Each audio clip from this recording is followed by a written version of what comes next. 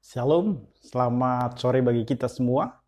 Mari kita persiapkan hati dan pikiran kita untuk mendengarkan firman Tuhan. Terlebih dahulu kita bersatu di dalam doa. Bapa di dalam surga, kembali kami mengucap syukur kepadamu, Allah pemilik seluruh kehidupan kami. Kami boleh ada sampai dengan hari ini adalah karena kebaikan dan anugerah Tuhan bagi hidup kami. Sore hari ini kami rindu untuk boleh mendengarkan firman Tuhan. Mari buka mata rohani kami, untuk kami boleh mengerti kebenaran firman-Mu. Dalam Kristus Yesus kami berdoa. Amin. Saudara yang terkasih dalam nama Tuhan Yesus Kristus, topik kita hari ini berbicara tentang generasi masa kini atau generasi ini. Sebelumnya, mari kita terlebih dahulu membaca firman Tuhan yang tertulis di dalam surat Rasul Paulus kepada Timotius yang kedua di pasal yang ketiga ayat 1 sampai dengan ayat yang kelima. 2 Timotius pasal yang ketiga ayatnya yang pertama sampai dengan ayat yang kelima. Demikian firman Tuhan bagi kita, saya akan membacakannya. Ketahuilah bahwa pada hari-hari terakhir akan datang masa yang sukar. Manusia akan mencintai dirinya sendiri dan menjadi hamba uang. Mereka akan membual dan menyombongkan diri. Mereka akan menjadi pemfitnah. Mereka akan berontak terhadap orang tua dan tidak tahu berterima kasih.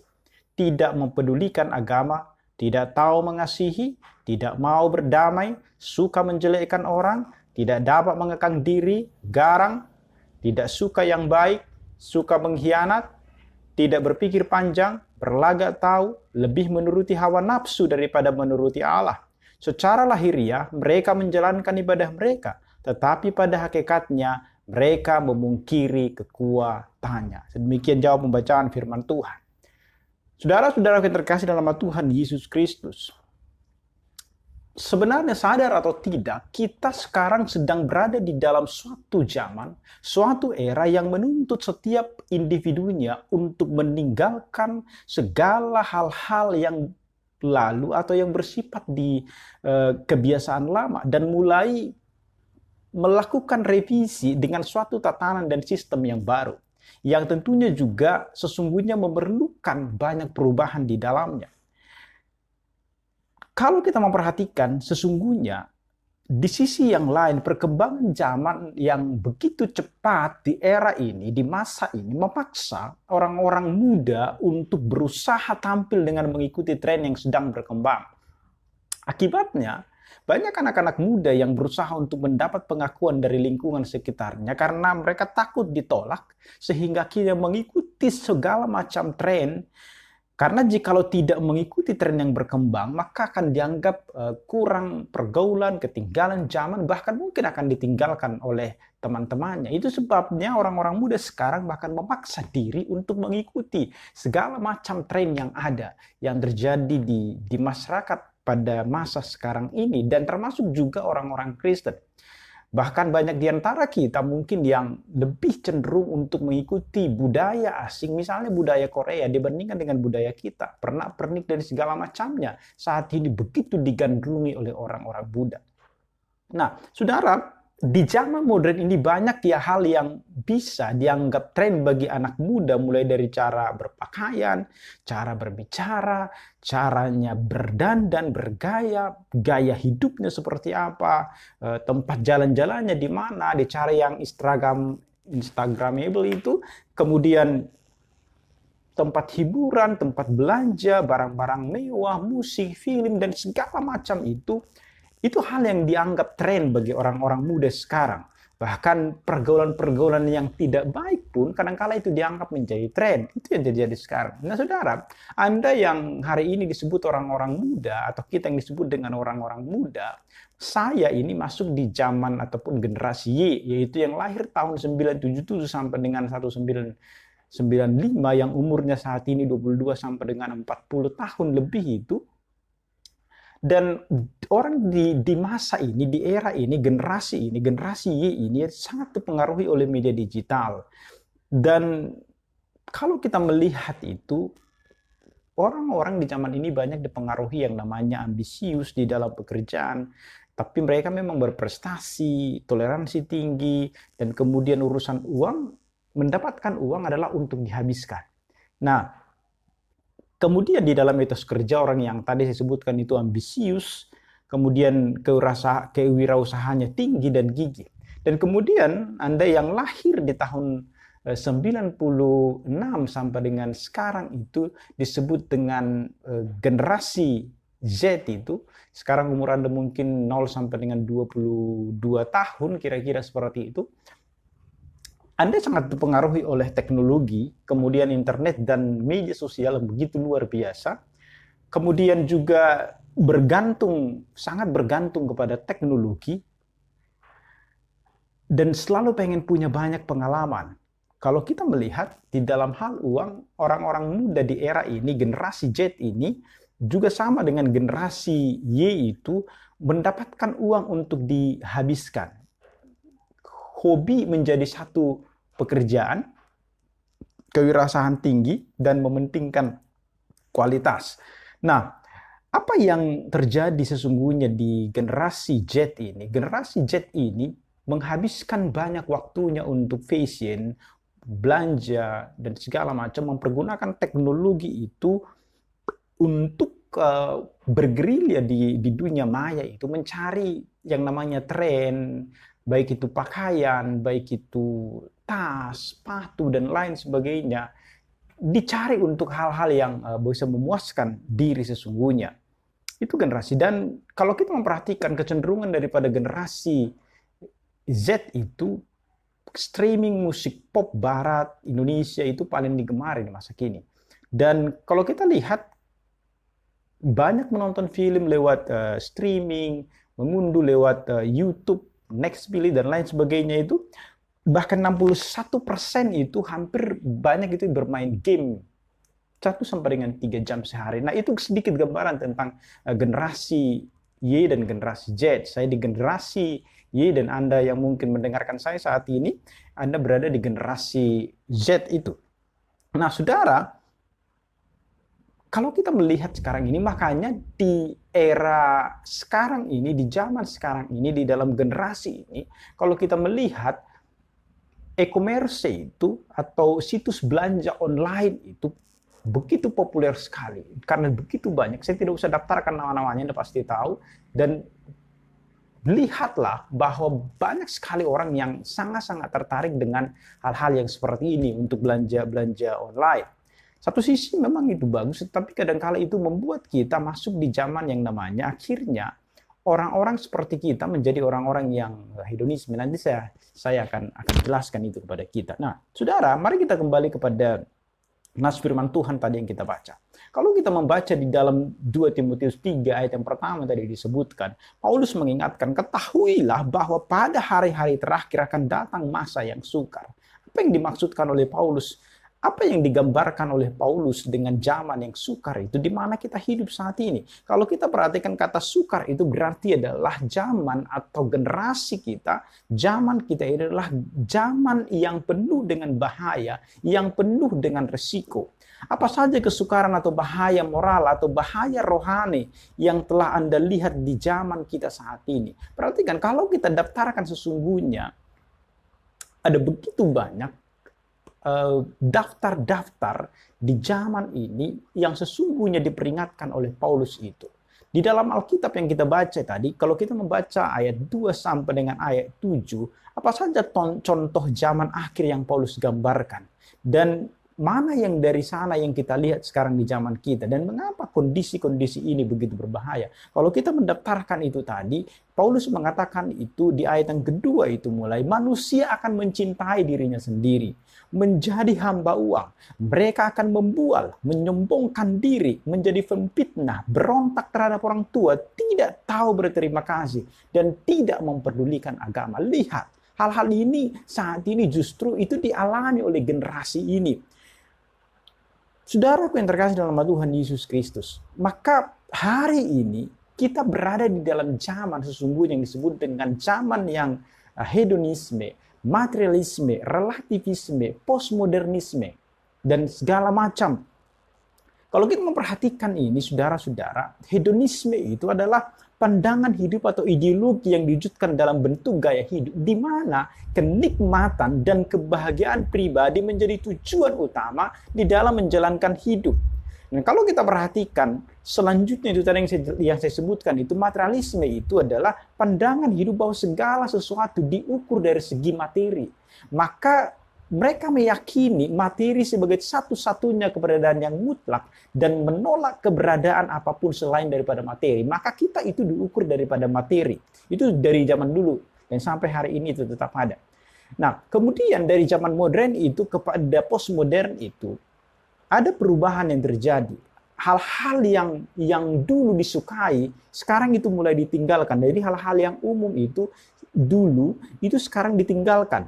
Dan beralih kepada sesuatu cara atau tatanan yang dianggap lebih baru, menyenangkan, dianggap lebih baru dan lebih menyenangkan daripada hal-hal yang sebelumnya. Itulah yang dinamakan sebuah masa peralihan dari era modern sampai menuju kepada era baru yang disebut dengan era postmodern. Apa yang terjadi di dalam postmodernisme ini?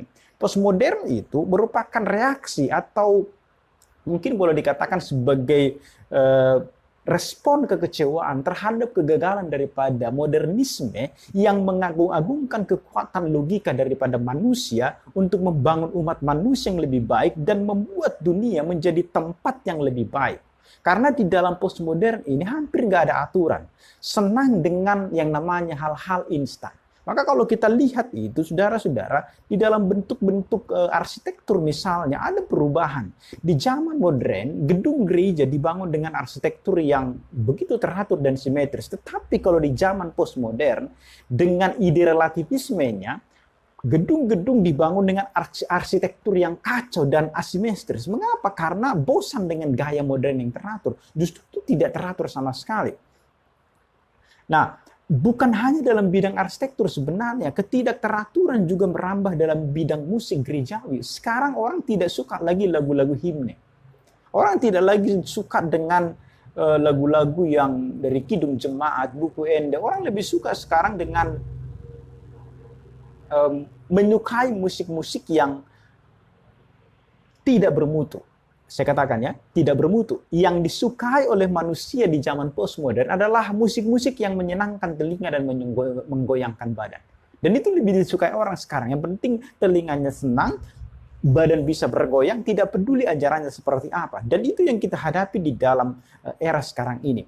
Dan kalau kita lihat bahwa apa yang terjadi di saat ini, manusia memang, kalau kita perhatikan dengan perkembangan teknologi yang terjadi di era ini, memang begitu luar biasa membantu manusia di dalam beban pekerjaannya. Ada sisi positifnya memang, bahwa manusia diringankan beban pekerjaannya dengan adanya alat-alat teknologi, informasi, dan komunikasi, serta sarana transportasi yang serba canggih dan modern. Gaya hidup delivery order membantu manusia jika ia sibuk namun membutuhkan barang atau makanan yang kondisi tokonya jauh, maka ia tinggal memesan dengan memesan lewat aplikasi dan sebagainya. Kita dipermudah dengan teknologi yang ada. Itu sisi positif yang bisa kita lihat daripada postmodern ataupun modernisme. Tetapi dampak negatifnya adalah kita manusia dimanjakan oleh berbagai macam kecanggihan dan sesuatu hal yang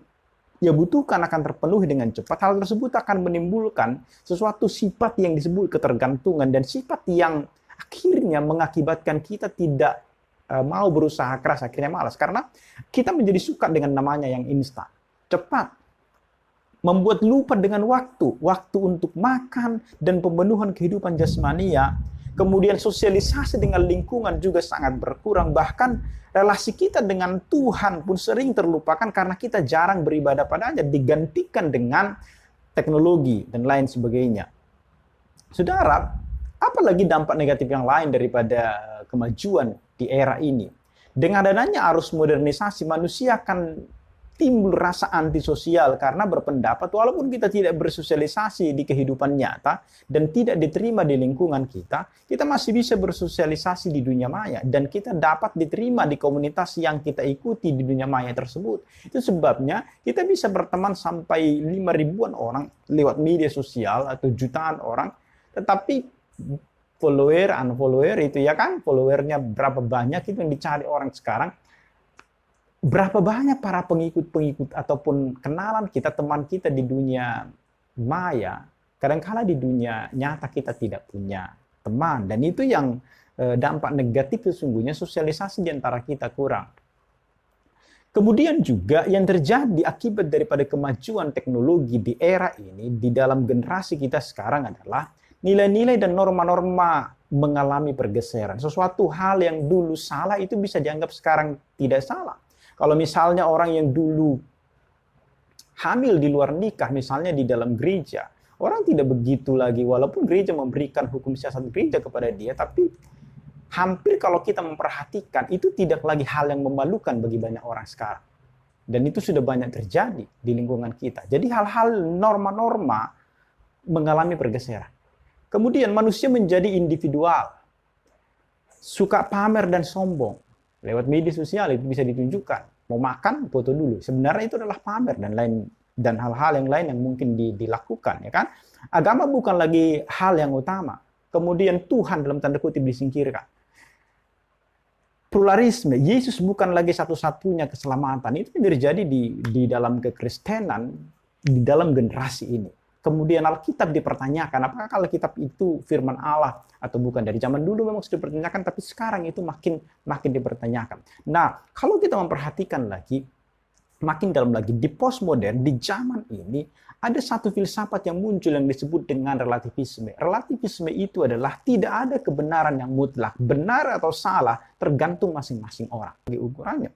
Itu yang terjadi sesungguhnya kalau kita perhatikan masalah negatif daripada yang terjadi di era ini, di zaman ini. Nah, kemudian, saudara-saudara yang terkasih, apa yang kemudian Paulus ingatkan?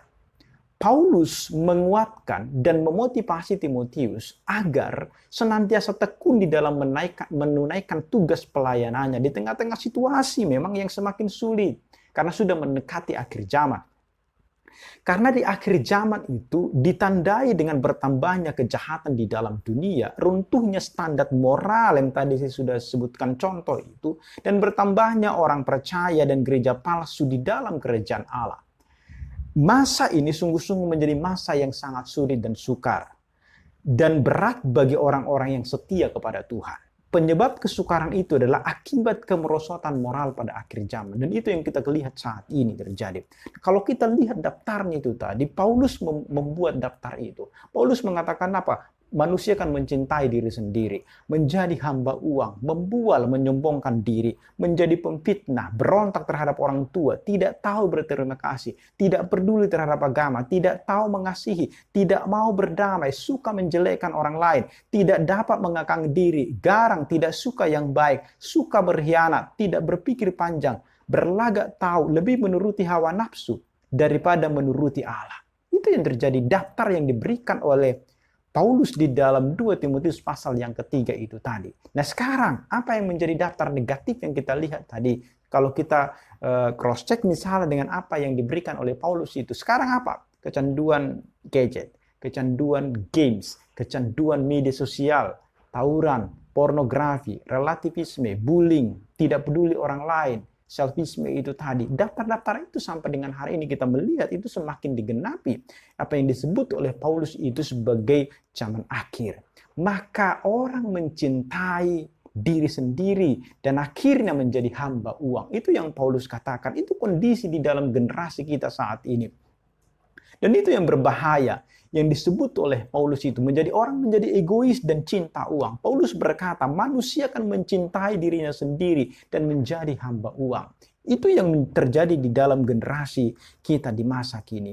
Maka saudara-saudara, perlu ini sangat-sangat kita perhatikan sekarang. Artinya kita hidup di era yang tidak mudah, di zaman yang tidak mudah. Generasi kita hidup di generasi yang tidak mudah. Memang teknologi begitu luar biasa berkembang pesat.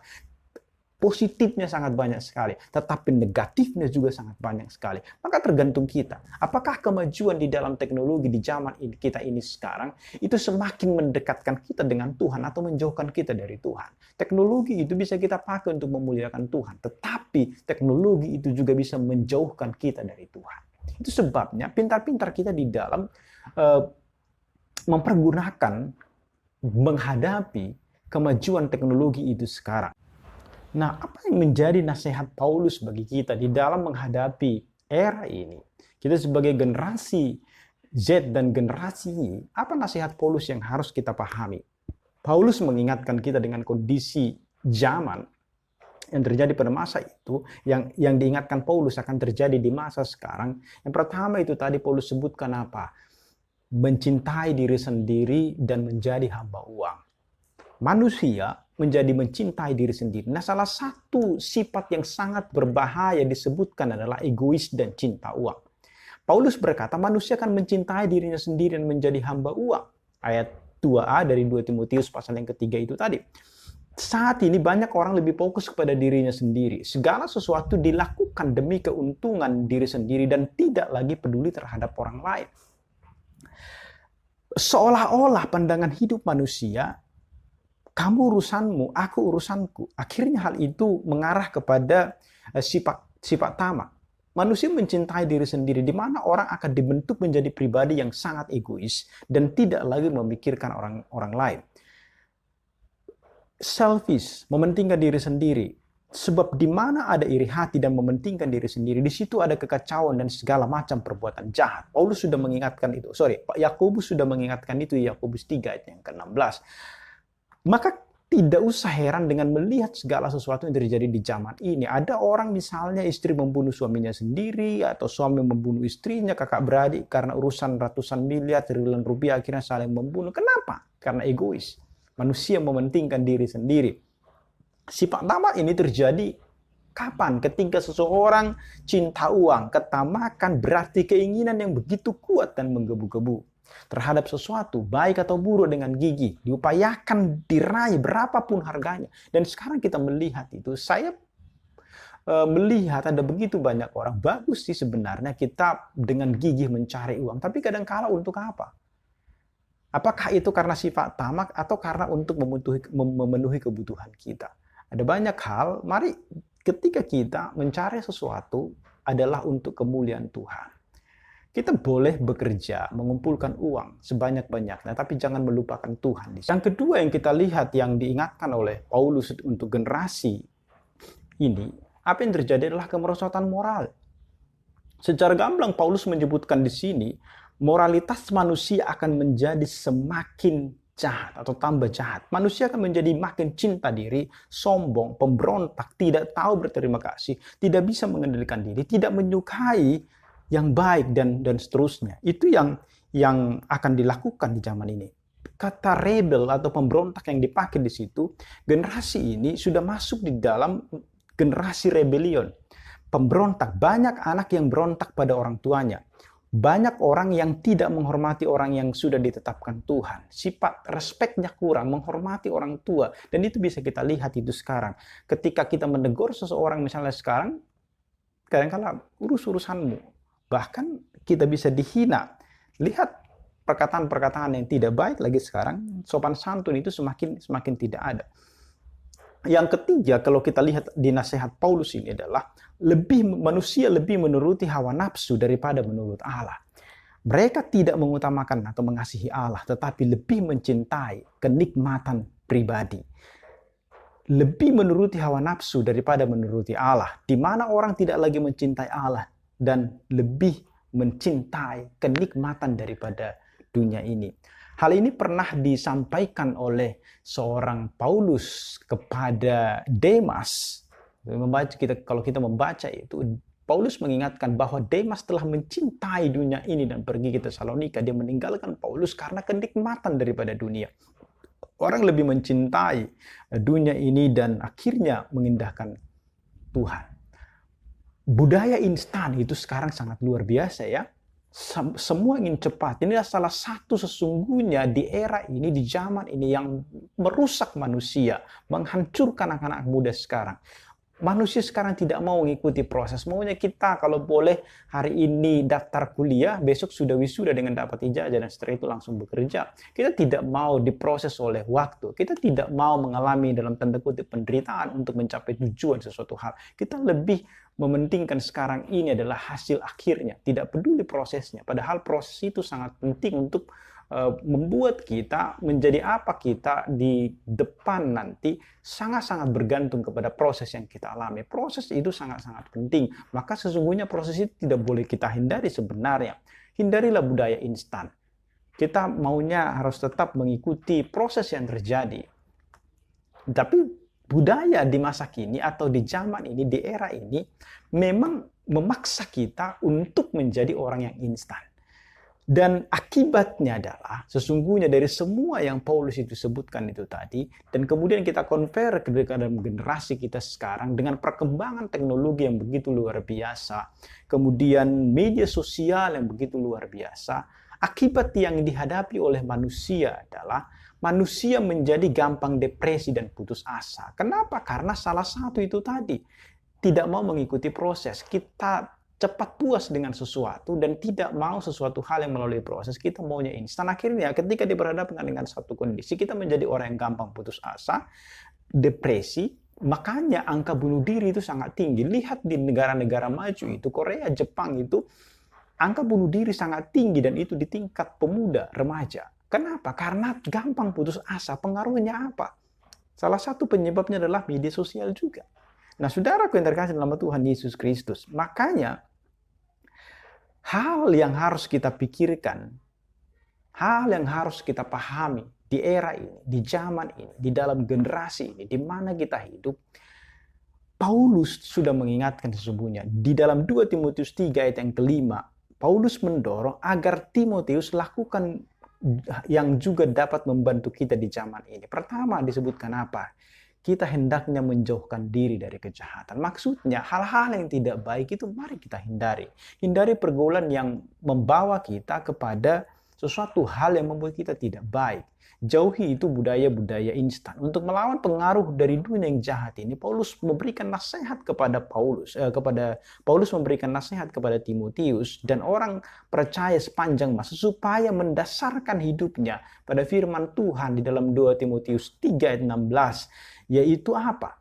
Supaya di dalam hidup kita, mari kita merenungkan, membaca firman Tuhan itu. Karena firman Tuhan itu sesungguhnya mengajar kita, mengingatkan kita supaya kelakuan kita diubahkannya. Ketika kita menjadikan firman Tuhan menjadi standar, menjadi ukuran segala sesuatu, menghadapi apapun di masa ini, ketika kita diperhadapkan dengan kemajuan zaman, jangan pernah tinggalkan firman Tuhan. Karena itu yang akan mendidik kita, menolong kita, mengajari kita untuk kita boleh hidup benar di masa ini.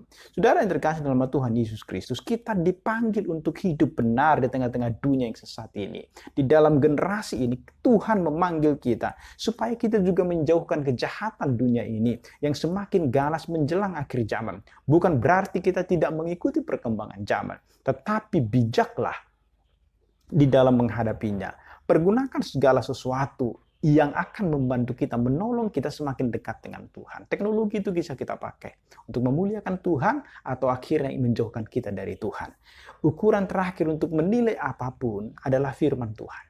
Anda harus mengkombinasikan hidup kita, mengikuti perkembangan zaman, tetapi harus tetap sesuai dengan firman Tuhan. Dan sekalipun kita tidak begitu terlalu mengikuti seluruh perkembangan zaman, tidak usah takut ditinggal orang. Asal jangan Yesus yang meninggalkan kita. Amin.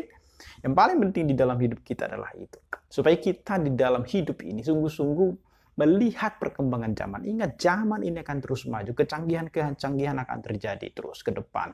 Dan hal yang mungkin kita tidak pikirkan sekarang, mungkin ke depan. Ingat, di era yang di masa pandemi ini, hal-hal yang mustahil dulu itu bisa dilakukan oleh banyak orang. Saya selama beberapa waktu ini saya mengikuti begitu banyak seminar dari jauh-jauh tempat yang saya belum pernah ke sana, saya bisa mengikutinya, bahkan di luar negeri bisa mengikuti seminar-seminar yang sebelumnya sulit sekali untuk bisa dijangkau. Tapi sekarang bisa semua dengan aplikasi-aplikasi yang begitu luar biasa sekarang.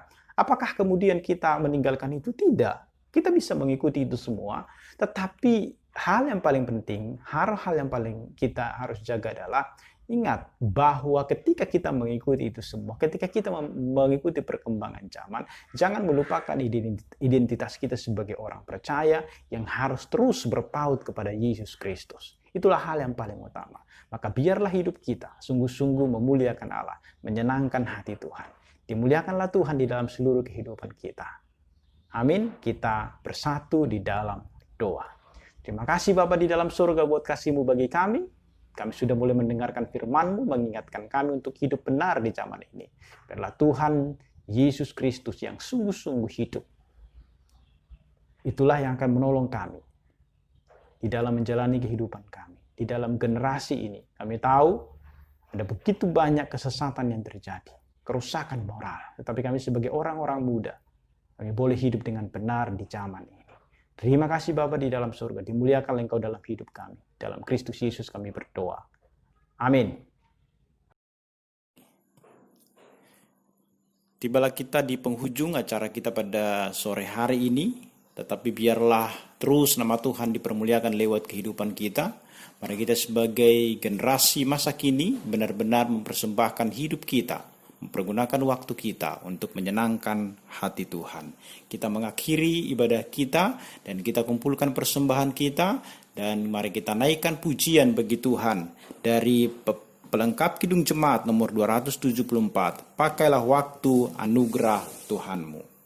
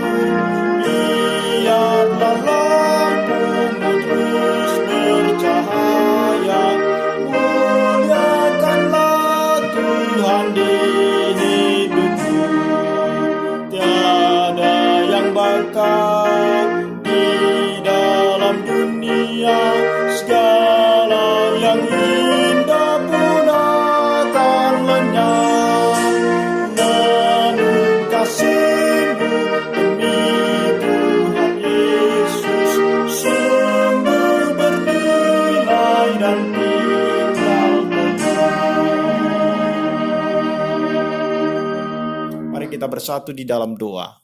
Yesus Kristus Tuhan kami bersyukur untuk waktu yang Tuhan berikan bagi kami. Pada saat ini kami sudah boleh mendengarkan firman Tuhan, kami sudah boleh beribadah bersama-sama. Biarlah segala pujian, hormat, syukur kami bagi Tuhan. Kiranya apa yang boleh kami pelajari pada saat ini, kami sebagai generasi muda, sungguh-sungguh boleh mempersembahkan masa muda kami untuk boleh menyenangkan hati Tuhan. Terpujilah Engkau Bapa. Kami mengakhiri ibadah kami pada saat ini di dalam doa yang Tuhan ajarkan kepada murid-murid. Mari kita sama-sama berdoa, doa Bapa kami.